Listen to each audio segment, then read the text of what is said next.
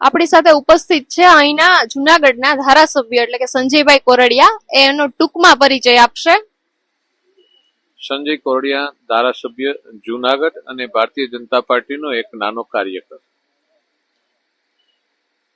Okay, એક વિધાયક તરીકે, એક ધારાસભ્ય તરીકે તમારો શું ધ્યેય છે આ ચૂંટણીમાં લડી રહ્યા છે એના માટેનો?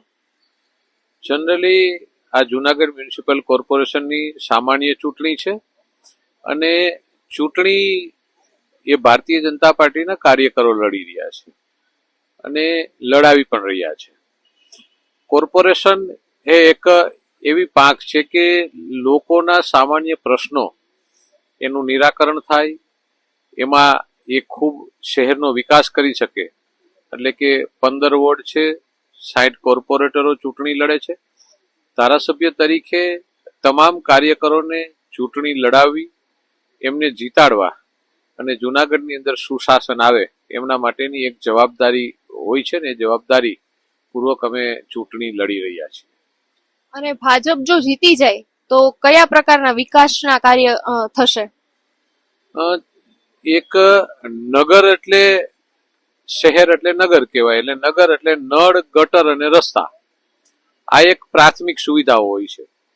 અને જે રીતે જુનાગઢને એક ટુરિઝમ હબ તરીકે વિકસાવવું, જુનાગઢ એક ટુરિઝમ સેન્ટર બને, તેનાથી દરેક વિશ્વના તમામ દેશોના લોકો અહીં આવે, આપણી સંસ્કૃતિ જાણે અને આપણી સંસ્કૃતિ જાણવાની સાથે અહીંયા રોજીરોટીનો ખૂબ મોટા પ્રમાણમાં ઉપયોગ થાય. કારણ કે ટુરિઝમ આવશે એટલે તમામ ક્ષેત્રની રોજીરોટીનો એક વ્યાપ વધે. એમના માટે પ્રયત્નો કરવામાં આવશે. ને છેલ્લા 8-10 વર્ષથી આપ જોઈ રહ્યા છો તો ભૂગર્ભ ગટરનું કામ, પાણીની પાઇપલાઇનનું કામ, ગેસનું કામ, આ બધા કામો ચાલી રહ્યા છે. અને બધા લગભગ અંડરગ્રાઉન્ડ કામો ચાલતા હોય છે. એટલે કે એ બધી જમીનની અંદર નાખવાની પાઇપલાઇન હોય છે. એટલે કામ હવે લગભગ પૂર્ણતાના આરે છે. એટલે શહેરને સરસ રીતે મઢવાનું કામ અને એમની સાથે શહેરની અલગ અલગ કૃતિઓ, શહેરમાં કંઈક નવું નવું જે લોકોની ઈચ્છા મુજબનું છે. અમારો મેનિફેસ્ટો તૈયાર છે, અમે મેનિફેસ્ટો મૂકશી એટલે અમારું વિઝન જુનાગઢ એ શું છે એ તમને છેલ્લા દિવસોની અંદર અમે ખૂબ સારી રીતે બતાવશું.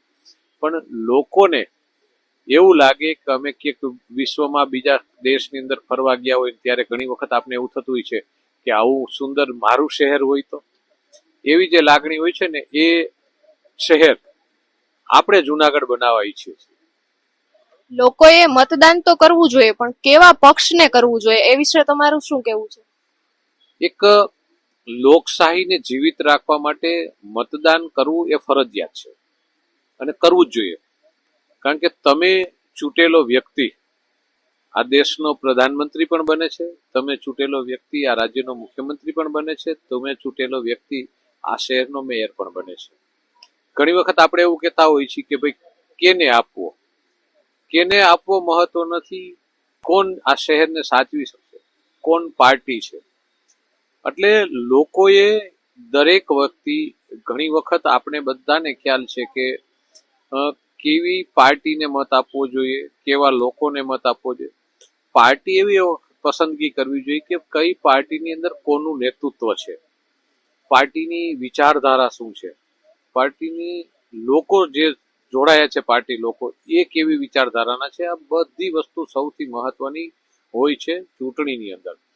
એટલે અમે તો એવું કહી શકીએ કે અમારા વડવા તરીકે આ દેશના પ્રધાનમંત્રી નરેન્દ્રભાઈ વડવા છે અમારા, ને અમારા પાર્ટીનું નેતૃત્વ નરેન્દ્ર મોદી કરી રહ્યા છે. તો આજે સમગ્ર વિશ્વ એને આજે યાદ કરે છે ને એના વિચારો સાથે સમગ્ર દુનિયા તાલ મિલાવી રહી છે. તો એ પાર્ટીના અમે કાર્યકર તરીકે આજે લોકો પાસે માંગવા જઈએ છીએ કે અમે ભારતીય જનતા પાર્ટી, બીજું પાર્ટીની વિચારધારા તો એ વસ્તુ જતું કરીએ. એવી રીતે કદાચ દીકરામાં એવું લાગે કે દીકરો મોરો છે પણ ખાનદાન સારું છે તો પણ જતું કરે, એટલા માટે કે આ વિષય છે.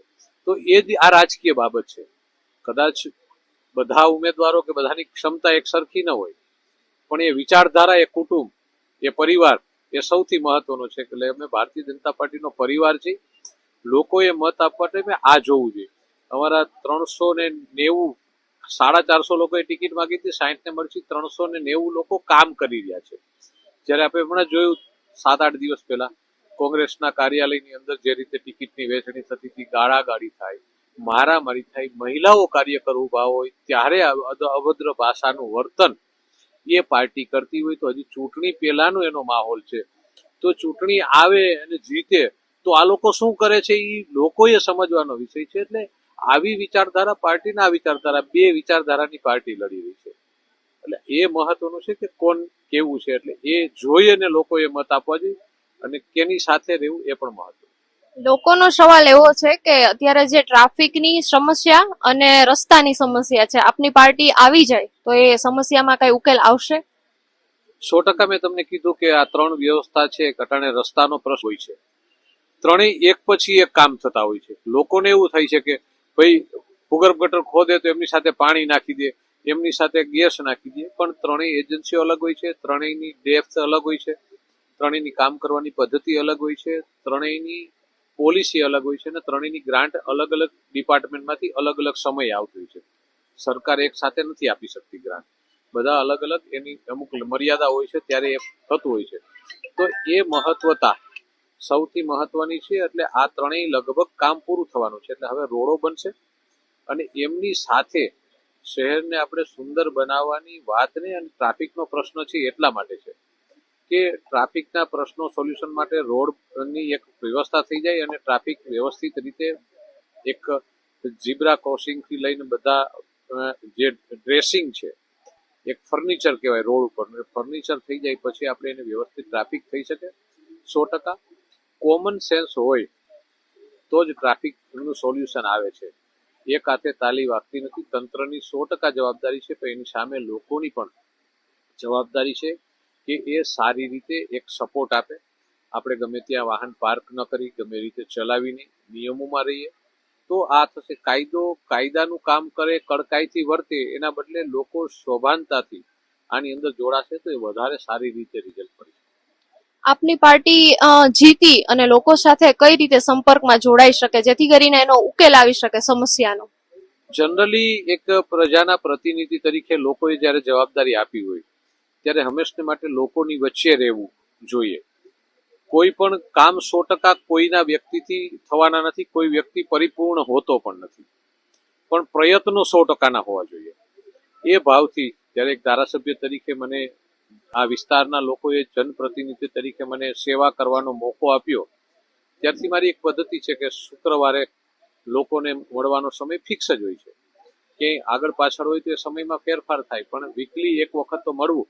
રૂટિન બેઠા જ હોઈએ છીએ, પણ એક સ્પેશિયલ સમય હોય છે જેથી લોકો આવી શકે, એમના પ્રશ્નો મેળવી શકે.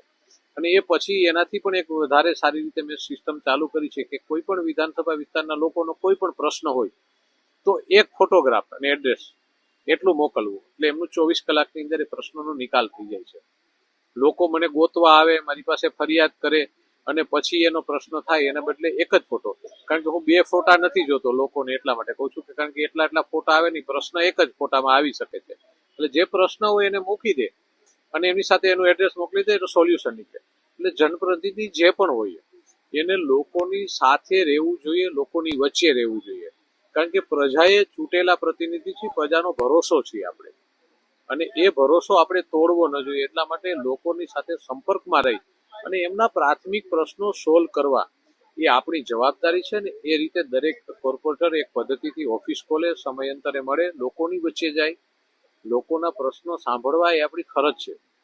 બધા પ્રશ્નો પૂરા નથી જતા. લોકો ઘણી વખત એવું લાગતું હોય કે ખીજાતા હોય ત્યારે આપણે એવું થાય કે આટલું બધું કામ કરી છે છતાં નહીં.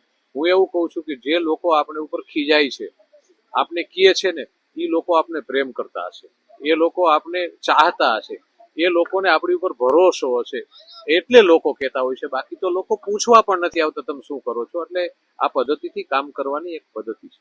સર, છેલ્લો સવાલ અમારો, જુનાગઢ શહેરમાં હાલ કયા પ્રકારના વિકાસની જરૂર છે? જુનાગઢ શહેરને ઓવરઓલ ડેવલપમેન્ટની જરૂર છે. હજી આપણે કહીએ ને તો મકાન બનાવતા હોય એટલે પાયો ખોદીને ખુરશી ભરી છે. હજી આખું મકાન ઊભું કરવાનું છે, પછી એમને રંગરોગાન કરવાના છે, એમની અંદર ફર્નિચર મૂકવાનું છે. એટલે આ તો હજી જુનાગઢની જે સ્થિતિ છે એમાં આપણે પાયો ભરીને ઊભો કર્યો છે. હવે આખું બિલ્ડિંગ બનશે અને એ આખો વૈભવ થશે. એટલે જુનાગઢને બધી રીતે શણગારવાનું છે. એટલે શણગારવાનું કામ આવતા 5 વર્ષની અંદર જુનાગઢની અંદર કરશી.